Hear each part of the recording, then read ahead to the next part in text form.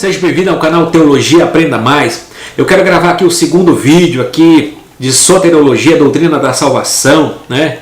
Você possa acessar o nosso canal Teologia Aprenda Mais, se inscreva no nosso canal, deixe o seu like, compartilhe os nossos vídeos. Eu quero falar sobre a questão da graça irresistível que eu falei no vídeo passado, mas você acesse também os nossos vídeos aí, a teologia dos principais reformadores, né?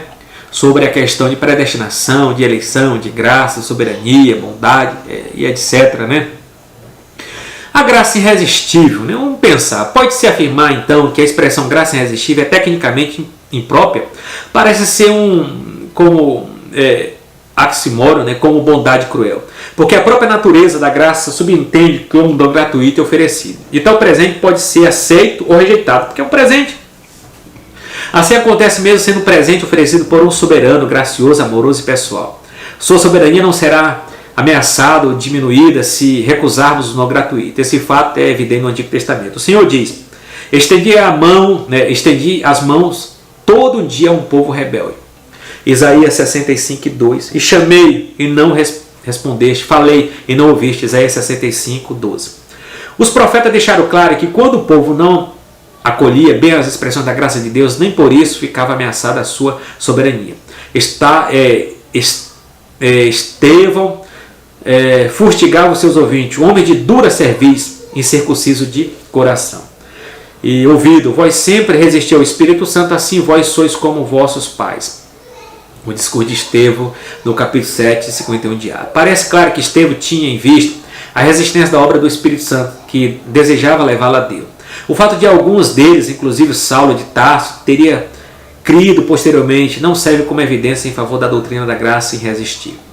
A doutrina da salvação em relação a Israel. Os capítulos 9, 10 e 11 formam um parêntese dentro da sequência doutrinária. Quando o apóstolo Paulo confronta a sorte de Israel no plano da salvação, esse capítulo forma uma trilogia especial. O capítulo 9, vamos analisar o capítulo 9 de Romanos, né? Romanos capítulo 9, trata da soberania divina para com Israel, focalizando a eleição da nação israelita como o povo escolhido de Deus, girando em torno do passado, né? O capítulo 10 trata da responsabilidade humana de Israel e focalizando a sua rejeição no presente. O capítulo 11 apresenta a bênção salvadora para Israel como resultado da misericórdia de Deus. Eu não posso pegar só o capítulo 9 e fazer somente um texto áureo, né, para a doutrina calvinista, não. Tenho que analisar o capítulo 9, o capítulo 10 e o capítulo 11 no todo, né, para trazer uma base exegética e interpretativa. O capítulo 9, as promessas de Deus são para os fiéis, mediante a fé nele, e não a conformidade exterior da lei. O capítulo 10, Paulo destaca que é impossível escapar da culpa do pecado, portanto, recusar a obra expiatória de Jesus e transgressão total e indesculpável. No capítulo 11, a salvação provida por Deus através de Jesus, seu Filho, é privilégio de judeus e gentios. No capítulo 9, ele mostra que Deus, em sua eterna soberania, tinha total liberdade de rejeitar Israel, mas só o fez porque Israel rejeitou o plano divino primeiro. No capítulo 10, Paulo mostra que uma vez que os judeus rejeitaram o novo plano divino, não tinha condições de questionar a rejeição da parte de Deus. No capítulo 11, né, a rejeição tem um sentido parcial e temporário, visto que os propósitos divinos não se limitam a um mero julgamento exterior, mas são propósitos mais profundos e espirituais. Uma citação de Helena Cabral, né? Outra questão, as bênçãos que acompanham a salvação. Muitas coisas acontecem na vida do homem que recebe a Jesus como seu Salvador. Ele é salvo dos seus pecados, que lhe são perdoados, né? A salvação também livra da culpa, do poder, do pecado. Recebeu uma nova posição em relação ao mundo. Ele entra em comunhão com Deus, recebe a entrada na sua graça, torna-se cidadão do céu. Ele é salvo dessa geração perversa, recebe uma nova posição em relação ao mundo. Ele é salvo do poder de Satanás, pode ser salvo, ele tem no coração um lugar para o Espírito Santo agir em sua vida. A salvação lhe dá viva esperança e direito à glória eterna. Assim, é salvo da ira de Deus, né? Citação de Eurico Besta. É possível perder a salvação, né? É possível perder a salvação?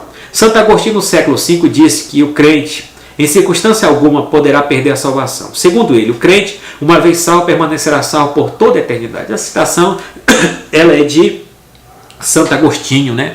Que Calvino também faz citação de Santo Agostinho, porque ele era um agostiniano, também Lutero era.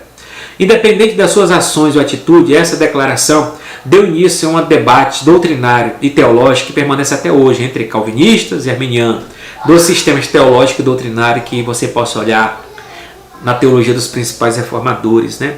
Vamos analisar. O crente está seguro quanto à sua salvação enquanto ele permanecer em Cristo. Não há segurança salvífica fora de Jesus e de seu aprisco. Como não há também segurança espiritual para alguém que vive em pecado. Isso é verdade. Olhe para todo mundo. Jesus guarda o crente do pecado, não no pecado. Lembramos que mediante a fé estamos guardados na virtude de Deus para a salvação, já prestes a se revelar no último tempo. Portanto, o crente deve obedecer a Deus, não para que a sua obediência o salve, ou mantenha salvo, mas como uma expressão da sua salvação, do seu amor e da sua gratidão para com aquele que o salvou. É isso. A salvação não consiste numa série complicada de ritos ou numa série de passos místicos. Ela ocorre instantaneamente na vida do crente, de maneira sincera, buscar Deus. Entretanto, mesmo que não haja ordem cronológica dos eventos que a segue da salvação, há uma sequência lógica conforme nos mostra claramente a Bíblia. Vários termos cruciais estão vitalmente relacionados à admirável experiência da salvação. Vamos dizer, concernente, pois como ministério da convicção, né? Esse gracioso ato de Deus, embora atribuído ao Pai, realizado através do Espírito Santo como executor da divindade, ele aplica os métodos da redenção que entrega a Cristo. O principal instrumento usado pelo Espírito Santo nessa obra é a palavra de Deus, embora o Espírito Santo não restrinja a liberdade do indivíduo.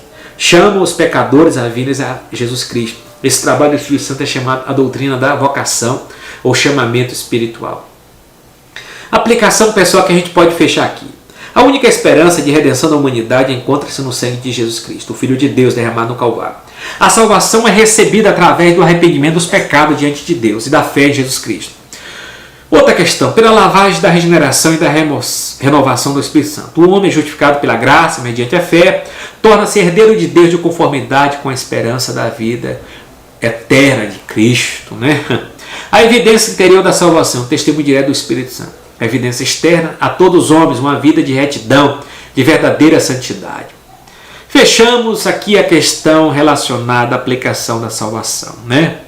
Então, essa questão é, o crente está seguro quanto à sua salvação, enquanto ele permanecer, né, em Cristo. Se ele permanecer em Cristo, ele é salvo. Se ele não permanecer em Cristo, já está condenado. É o ato de crer e obedecer o projeto da salvação. E até mais, shalom. Pense, analise, pegue a Bíblia, pegue bons livros, bons dicionários, boas enciclopédias e analise o ponto de vista tanto do calvinismo, dentro da teologia e doutrina calvinista, né, teologia reformada, né, dentro do calvinismo, dentro da sua esses sistemas teológicos e doutrina, né, e também do arminianismo, também dentro das suas crenças e práticas, voltar também no sistema teológico e doutrinário para analisar os melhores pontos. Dá para caminhar junto, né, em alguns pontos principais dentro do calvinismo e arminianismo e sermos crentes para a glória eterna do Deus eterno, Criador do céu e da terra. Shalom, até mais.